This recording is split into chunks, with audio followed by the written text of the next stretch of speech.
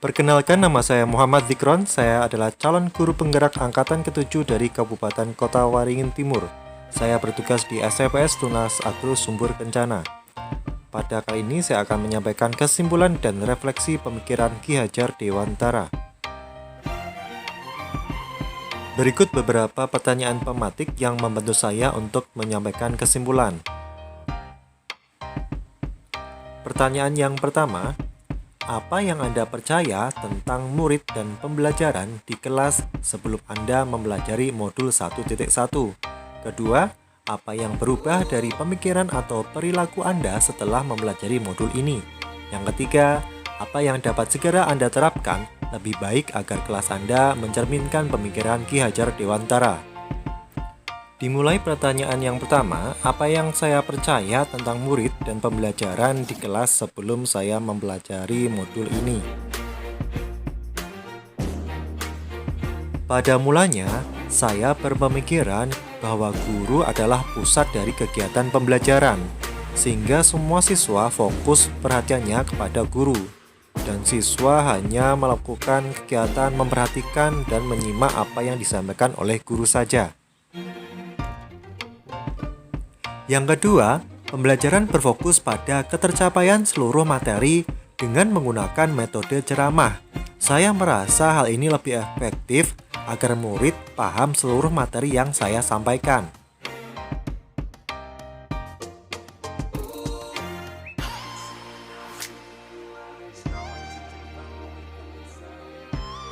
Yang ketiga, saya beranggapan bahwa buku adalah sumber utama bagi siswa untuk mendapatkan materi.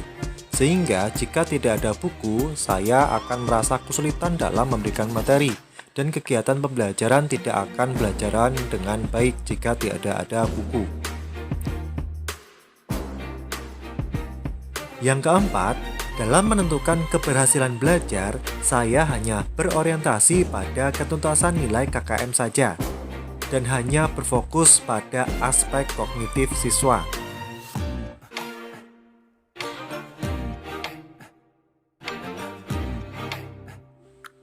Yang kelima, saya berpemahaman bahwa penanaman karakter siswa hanya tugas guru PKN dan guru pendidikan agama saja. Sehingga dalam kegiatan pembelajaran, saya hanya fokus pada aspek kognitif tanpa memperhatikan nilai budi pekerti mereka.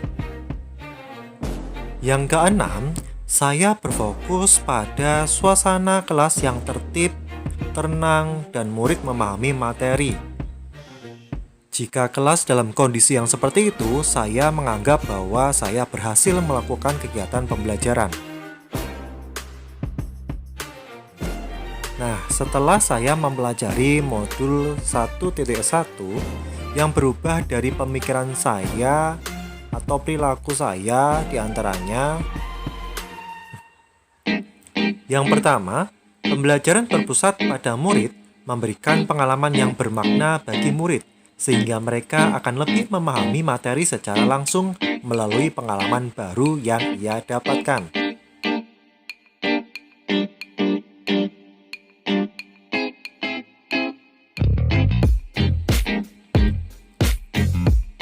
Yang kedua, dengan merancang kegiatan pembelajaran yang inovatif dapat membangkitkan motivasi belajar murid dengan menyelesaikan kodrat murid.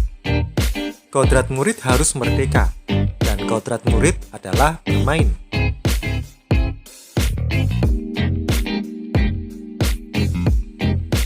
Yang ketiga, ternyata banyak media yang bisa kita jadikan sebagai sumber belajar, baik benda konkret yang ada di sekitar kita, bahkan teknologi informasi yang sedang berkembang saat ini yang tentunya mudah dan praktis untuk digunakan dalam kegiatan pembelajaran.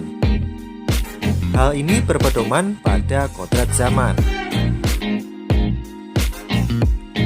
Yang keempat, ternyata murid memiliki kemampuan, minat, bakat, serta kreativitas yang berbeda, sehingga kita perlu memberi kebebasan kepada murid untuk menyelesaikan tugas sesuai kemampuan, minat, bakat, dan kreativitas masing-masing.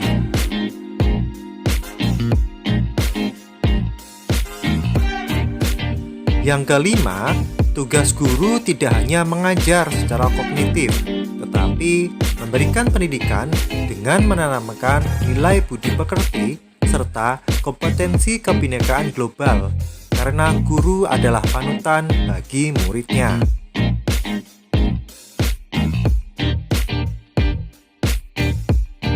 Ada beberapa hal yang lebih baik yang akan saya terapkan di kelas yang mencerminkan pemikiran Ki Hajar Dewantara.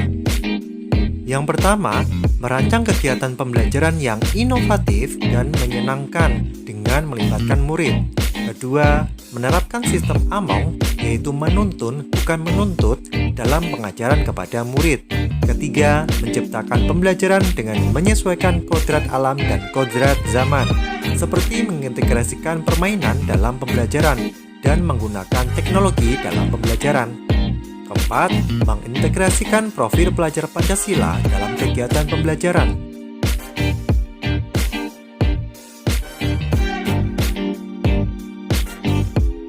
Dari ketiga pertanyaan pemati tersebut, saya berkesimpulan, yang pertama, pendidikan bertujuan untuk menuntun segala kodrat yang ada pada anak-anak, agar mereka dapat mencapai keselamatan dan kebahagiaan yang setinggi-tingginya. Yang kedua, seorang pendidik harus bisa melayani segala bentuk kebutuhan metode belajar siswa yang berbeda-beda, yaitu berorientasi pada anak, dan sejatinya pendidikan adalah menghamba pada anak. Dan yang ketiga, pendidikan tidak hanya berfokus pada ranah kognitif, akan selaras apabila diiringi dengan penanaman budi pekerti, berwawaskan kebudayaan global yang memperhatikan aspek kodrat alam dan kodrat zaman. Demikian yang bisa saya sampaikan. Terima kasih atas perhatiannya. Semoga bermanfaat. Salam guru penggerak.